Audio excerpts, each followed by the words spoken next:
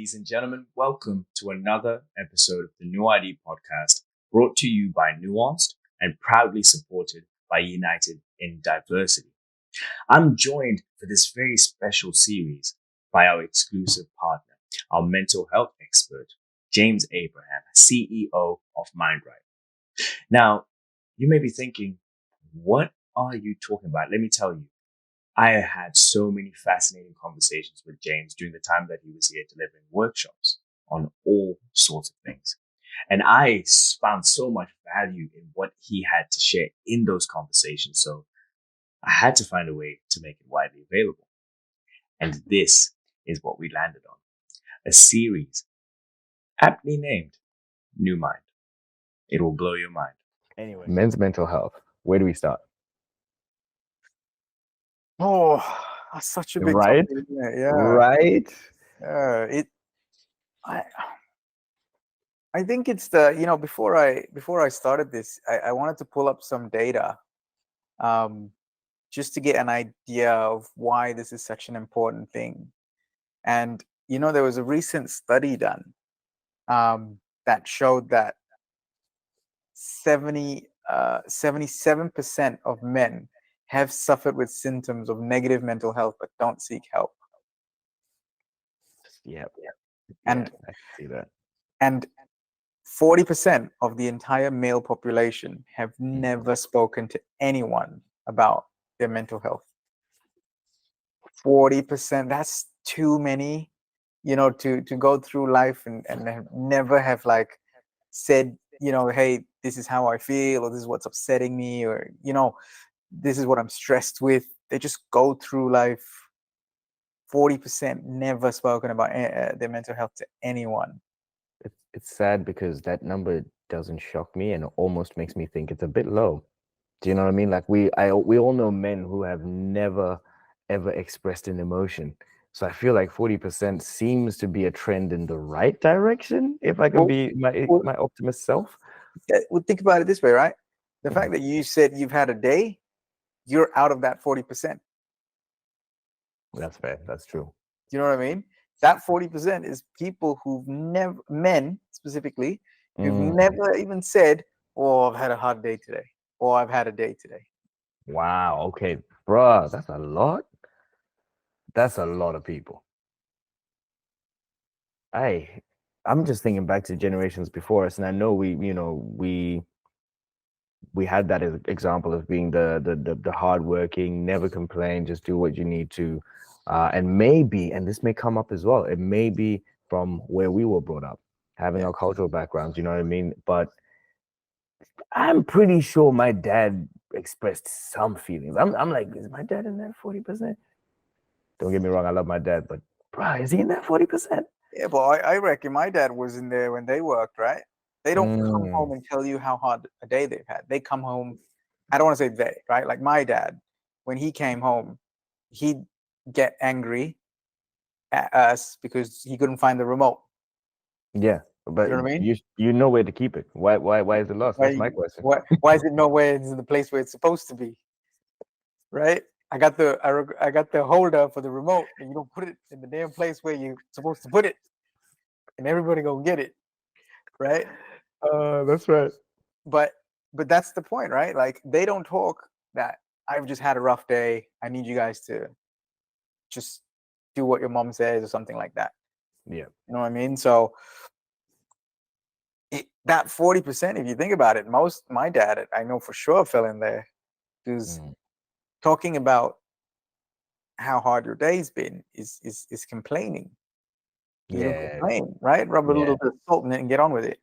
With facts, yeah. Right. So it's an alarming number. So as long as you've said, oh, I've had a day, as long as you've expressed, if you've said something of, oh, what a day, you're out of the 40%. Man, it's making so much sense now. Yeah, my dad falls in that category too. Brilliant man. Brilliant man. Never heard him complain about it. He has started now, as I've kind of started talking to him about, hey man, I'm trying this project. He's like, yep, been there. Does that count?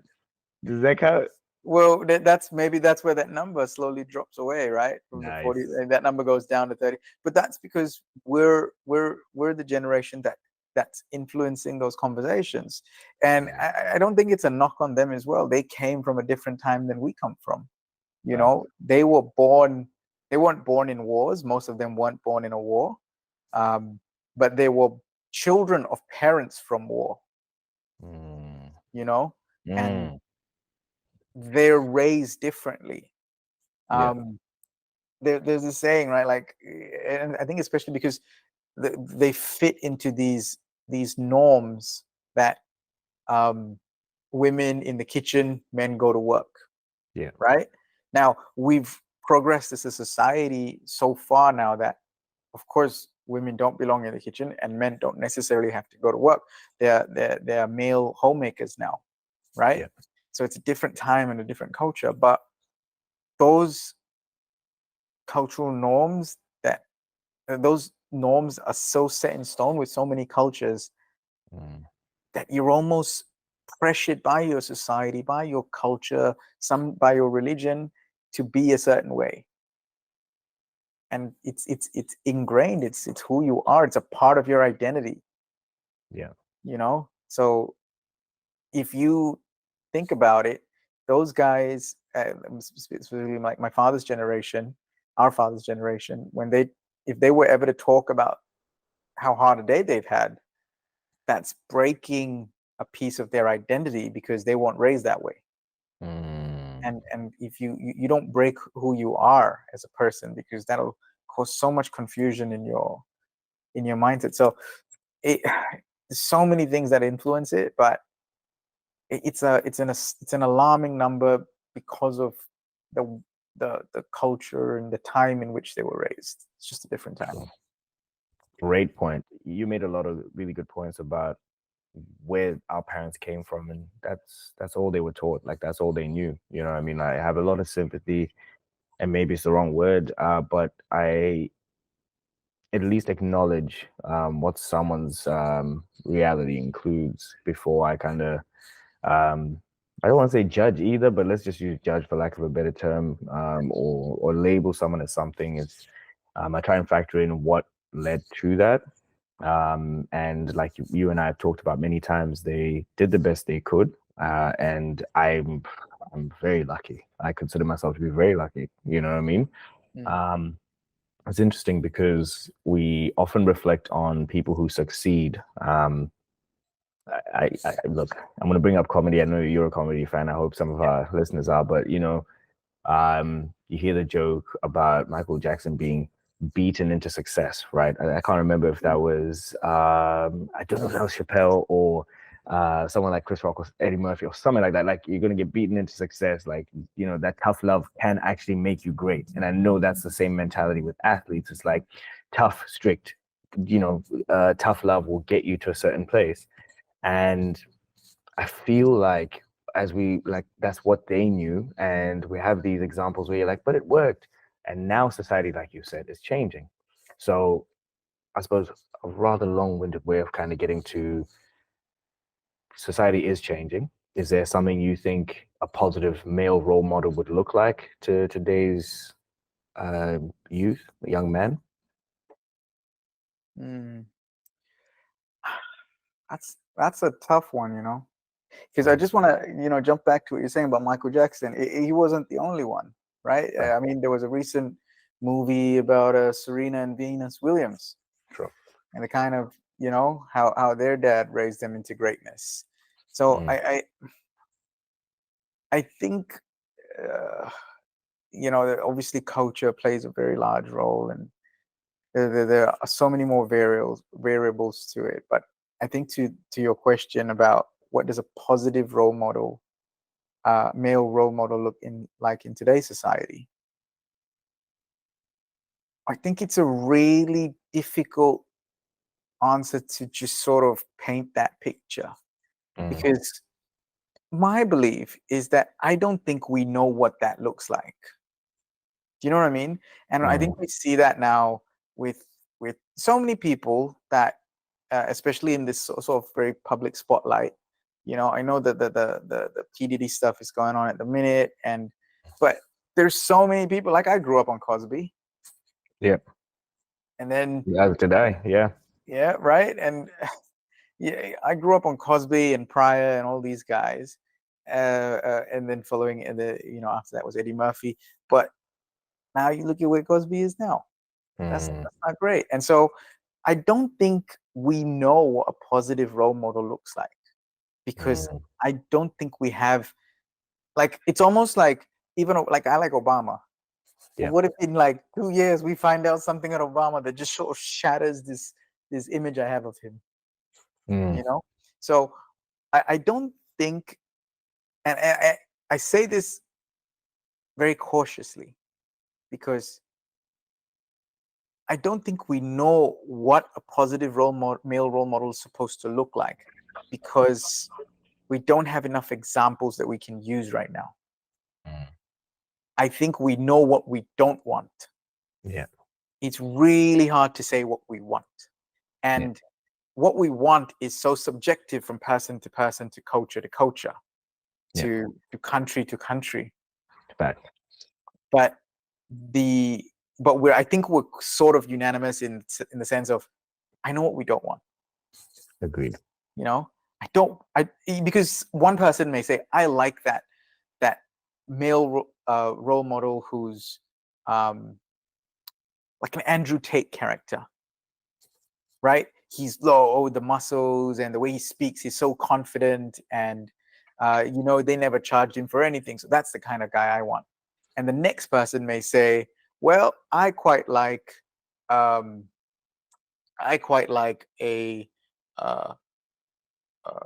Cat Williams or LeBron James. Another person may go, well, I like Joe Biden. And then, that being said, over in America especially, the next person goes, well, I like a Donald Trump. Yep. Right? So I don't think we truly know what a good role model is, because it's such a subjective thing. Yeah. I think it's easier for us to go, I know what I don't want. Yeah, right. I don't want an abusive father. And one person may say, I don't want a father who's working all the time. Yeah. Or I don't want a role model who's working. I want someone who's present. And then the other person may go, well, look, you're present all the time. It's not doing anything for me. It's not giving me aspirations. You know what I mean? So I think just the concrete lack of diversity in the different role models means, I don't know what to choose, because there's a whole bunch of things I don't want, but I don't know if I should not want these things. Right. So if I also don't know what I should want, but as I experience life, I'm going to know, hey, I kind of like that a little bit. Right. Like, I had this conversation very recently, and I said, like, somebody asked, like, what would the perfect, you don't ask what the perfect parent would look like, right? Because they're the older person. But what would your perfect child look like? Are you asking me? If I were to ask you, what does a perfect child look like? Oh, that's an impossible question. I can tell you that. Yeah, I think that's the answer. Yeah. Because what does that perfect role model look like? Impossible answer. Because I'm going to take little bits of different people that make me feel good about who I want to be. But the problem is, I need a large sample for that, so that I've got enough examples to choose from. But I don't have enough examples to choose from. So, and the world that I live in today feels so finite. Like, I can't say, look, I used Andrew Tate as an example earlier. There can be components of him that you might like, and then there can be a large component, like, I personally don't like the guy, but you can see, oh, you know what, I like the way he speaks, for example, on camera.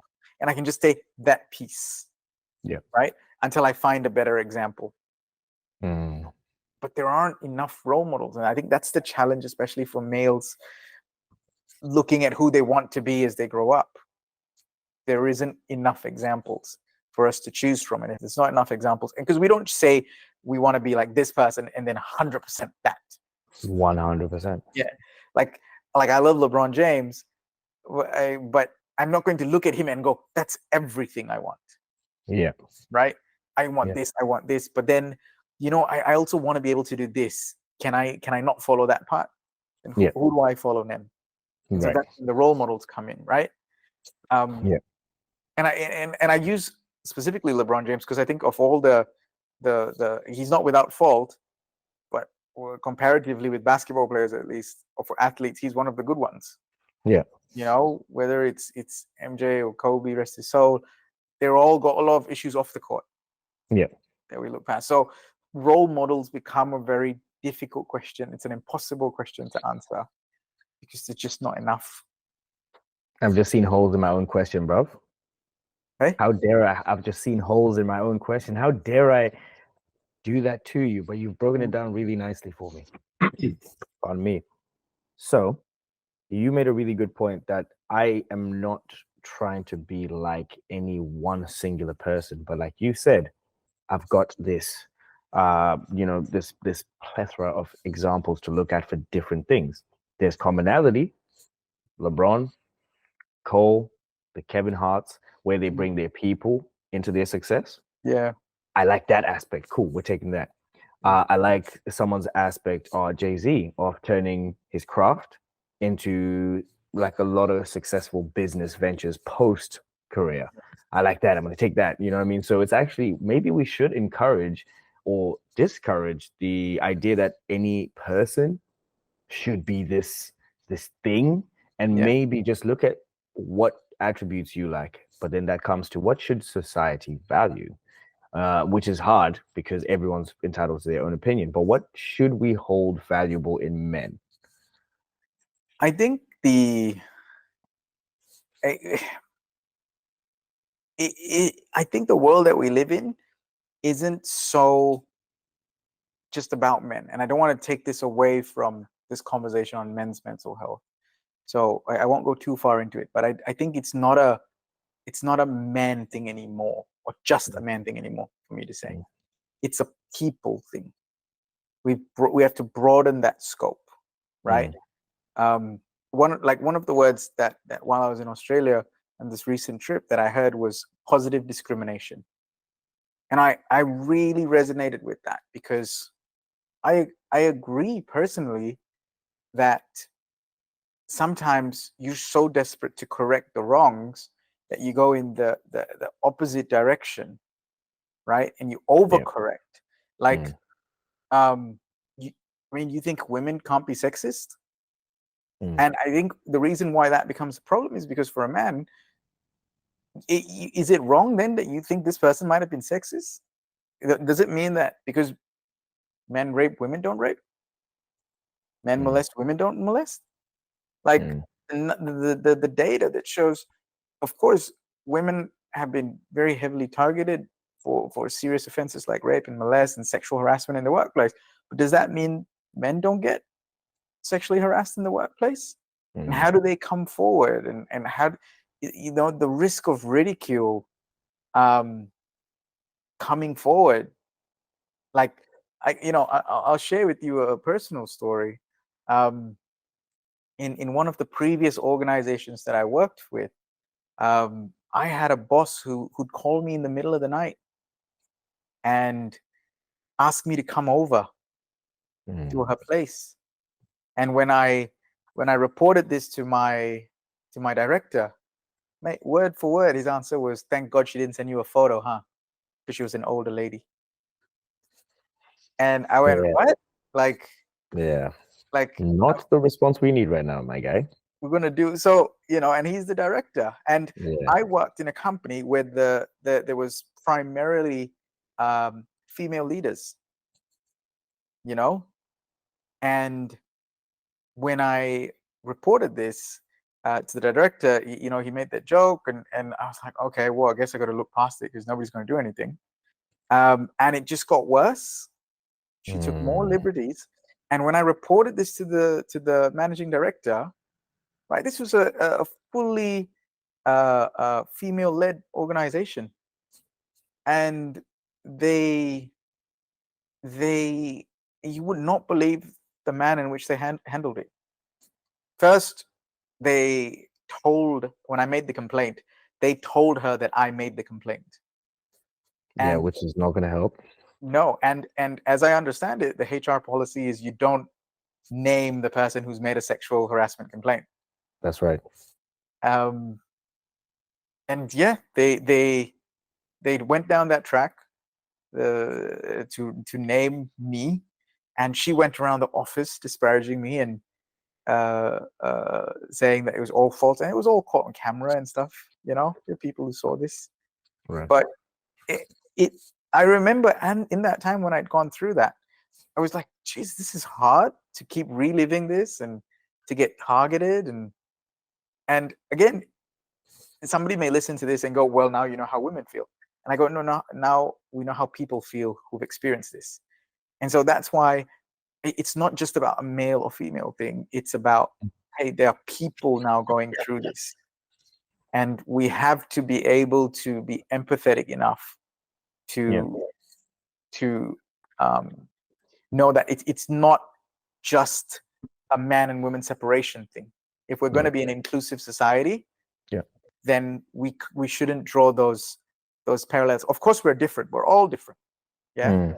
But it's important to remember that when something like this happens, then that difference goes out the window, and it's the similarities. Like, we're a human being, we're going to experience some of these things.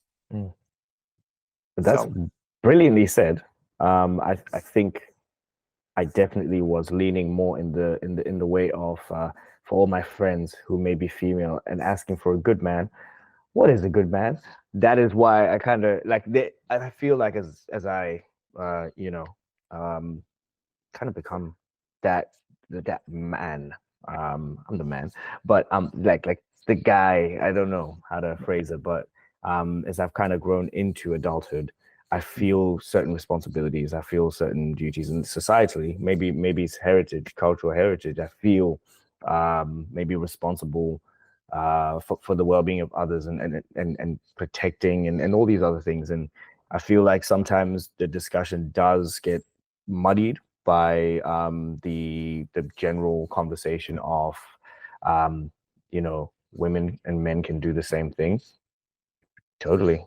Do you know what I mean? If we're different and we have abilities, whatever. And for me, I believe every relationship, for example, should just look at themselves and just go, what are our strengths and weaknesses? Forget what everyone else is doing. Like, what are our strengths and weaknesses, right? Yeah. So I'm with you on the topic of like, these things shouldn't just be discussed as men and women. But I think we hopefully should find inspiration in some of that, because it does get pretty toxic, the conversation. You know what I mean? The conversation itself, not even just the idea or whatever. It's just the conversation can get really toxic. But hey, what if we actually did what the workshop talked about and tried to understand what is trying to be put across as a message before anything else? Yeah. Well, you see, that's, I think, the goal here. Like, this isn't to say that men and women don't experience things very differently, right?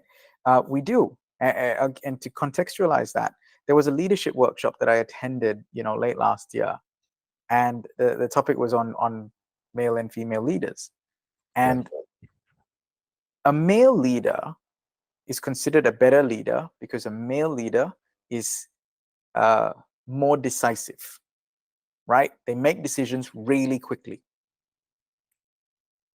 Snap decisions, no worries. Female leaders, they take too long.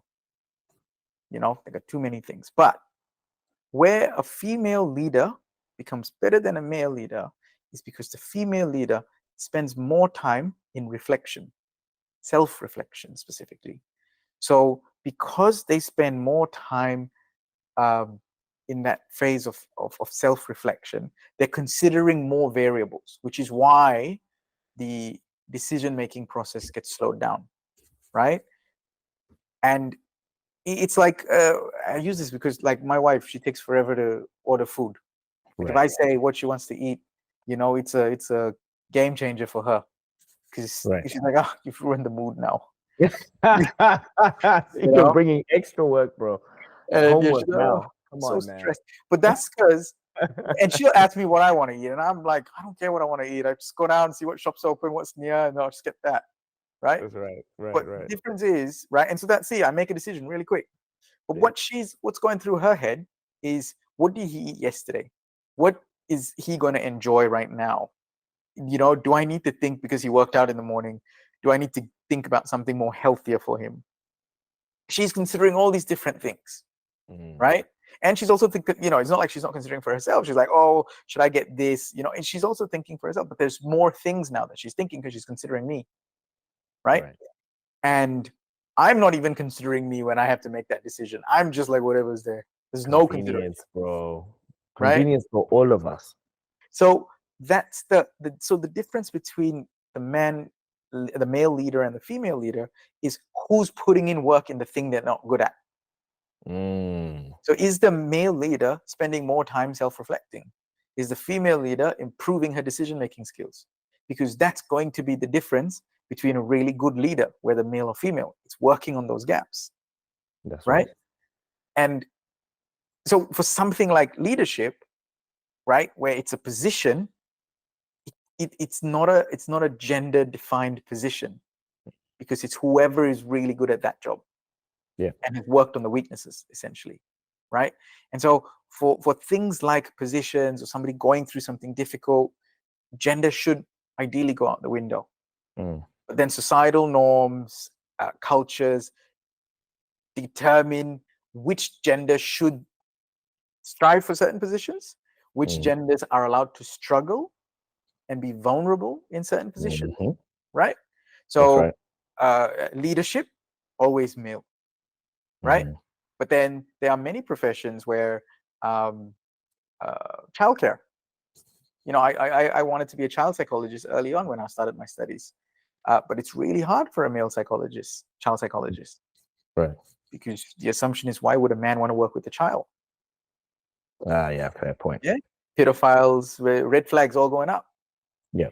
Right. So there are institutions that have assigned genders to them. Right. And on this topic of men's mental health, if somebody passes on, is a man allowed to cry? Is that the gender that's been assigned to be teary-eyed in this moment? If when a man is getting married, now we're growing into the phase where we can it's almost touching when a man begins to tear on his wedding day when he sees his bride for the first time. A lot of people gonna be touched, I tell you that. I'm gonna be weeping, I'm telling you right now. Well, my wife said that there was some, the cameraman said there was some tears. I didn't see it. That's not how you remember it. Yeah, but those are the norms assigned to the gender for that. That's for right. that context, right? Yes, sir. If a man gets fired, hey, you got to provide for your family. Get back on that horse and go find something else. Right? That's right. It's an assigned position based on the gender of the person, because society predetermined all these things.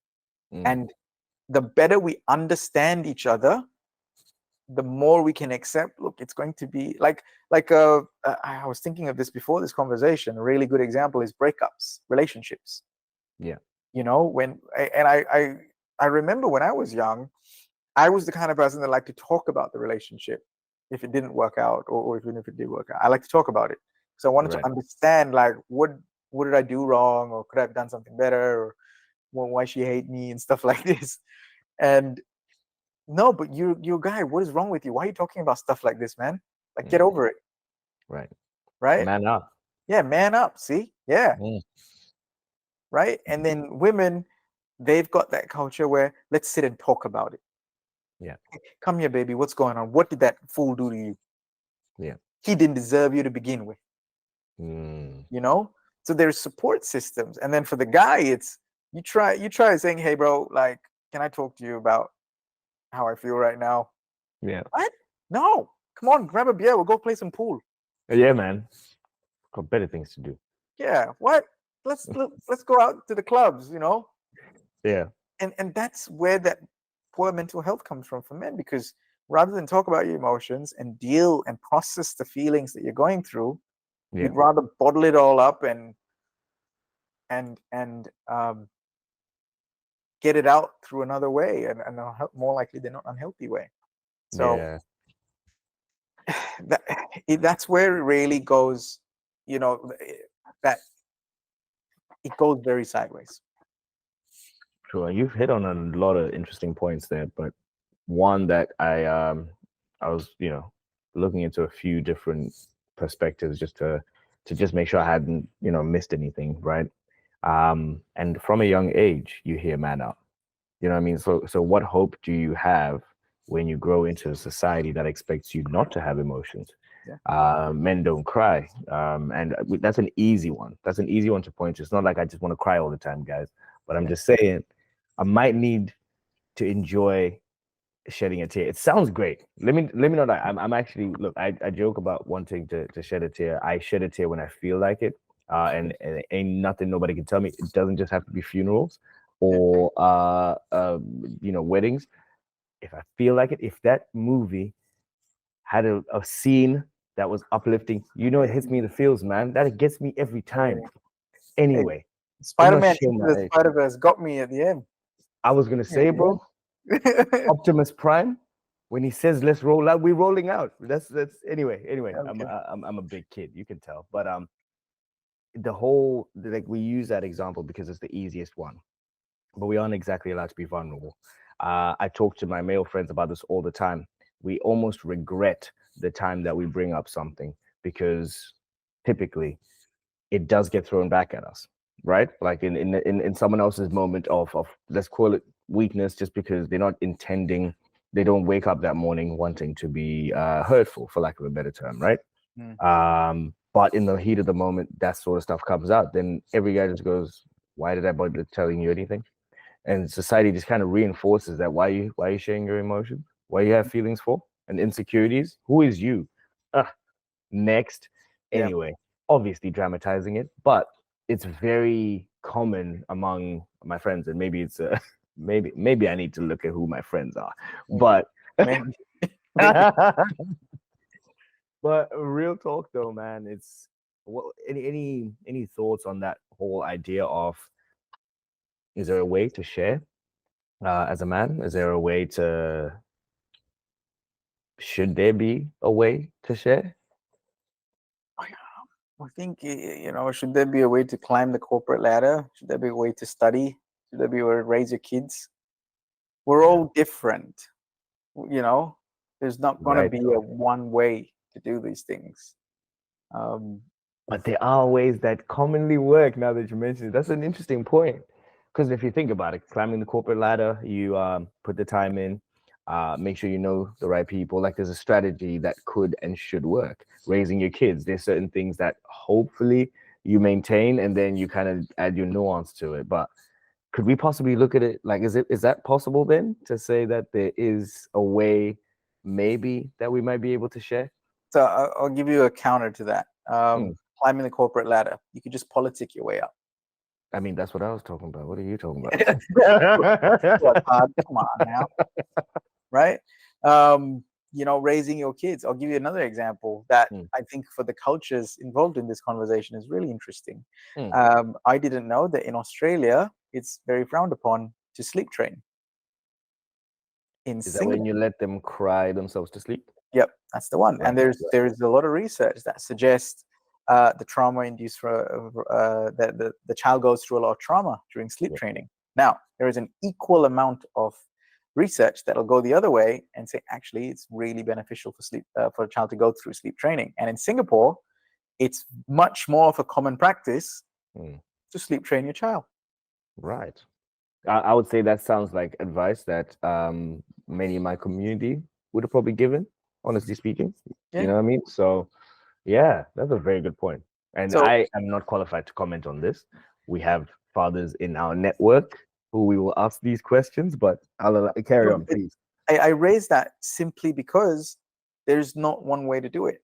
There's no longitudinal research that can conclusively back one or the other. And I'm certain if when people listen to this, they may feel very strongly one way or the other. True. And I promise, go do your research. You'll find there is an equal amount of data to back either one of those things, because I don't think that there is. I think there are definitively wrong ways, like don't hit a baby in the head when they're growing up. because the skull is still forming. So that one is indisputable because the Yeah. skull is still forming. The brain is not yet properly protected. There are certain things that you can do, of course, that you shouldn't do, right? But as far as how to raise a good child, it's there's no perfect way, because if there was, there'd be a book, and if that person would be the world's best author. I mean, there are many books, and I plan to write one myself when I have my kids. But easy market, easy market. Yeah. But then I think and I use that example to contextualize, the male. What's that supposed to look like for men? Yeah. How do you go talk about your problems? There isn't an easy way to talk about it. If, like, even in therapy, right? When I have some clients, they don't need to be men. Sometimes, just as a person, sometimes you just don't want to talk about it. Yeah. And there are different strategies that, as therapists, that we use to empower that person to feel more free to open up. Right. But we're all different. So trying to use, which is why it's hard to say what is the best way a man should open up. I can tell you what are unhealthy ways that we use, right? Going, one of the biggest problems in the world today is alcohol abuse. Right. I know people say, well, it's just one. No, it's not one. It never stops at one. Yeah. It gets to the point where it becomes chronic. And I just had this massive debate with my siblings yesterday, where I said alcohol is far worse than cigarettes because of the kind of damage alcohol can do to your body, right? And I think it's worse when you're using alcohol to treat something that you're upset about, because alcohol is a depressant. And so it only makes things, a nightcap. What's a nightcap, Kuda? A show on YouTube by Shannon Sharp and Ocho. Now, is that when someone invites you in for a nightcap, is the only context I've ever heard it in? Is that a little coffee or something? It's a shot of alcohol in a glass. One little drink. Is it the cap of the bottle? It's just meant to be like a shot, right? It's meant to signify a little drink. A nightcap is a little drink. I see. And I've known people whose nightcaps was 3/4 a bottle of alcohol. Okay, fair. Wow.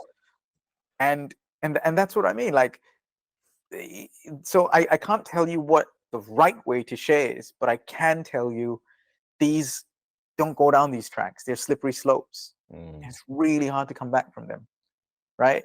And I use alcohol as an example. Smoking is just as bad, right? It becomes chain smoking because it becomes a coping mechanism.